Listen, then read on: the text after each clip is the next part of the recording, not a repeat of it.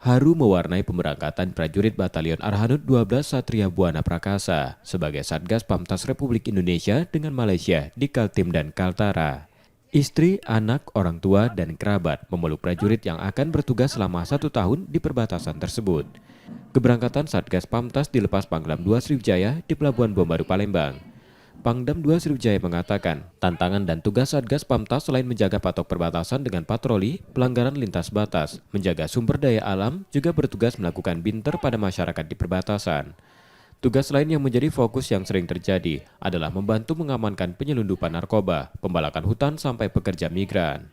Tentunya di pos-pos perbatasan ini mereka apabila terjadi TKI ya kita amankan, kita serahkan kepada instansi yang berwenang.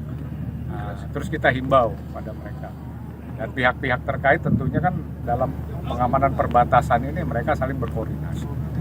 Dan penanganannya ya kita serahkan kepada instansi yang berwenang. Sebelum diberangkatkan, 350 prajurit yang ditugaskan di perbatasan Kaltim dan Kaltara tersebut sudah menjalani pratugas dengan sejumlah materi yang sesuai dengan medan tugasnya. Selama 1 tahun Satgas Pamtas bertugas, ditekankan Panglima Kodam 2 Sriwijaya agar bisa diterima dan berbaur dengan masyarakat di wilayah tugasnya dan saat kembali lengkap. Tim Liputan Kompas TV, Palembang, Sumatera Selatan.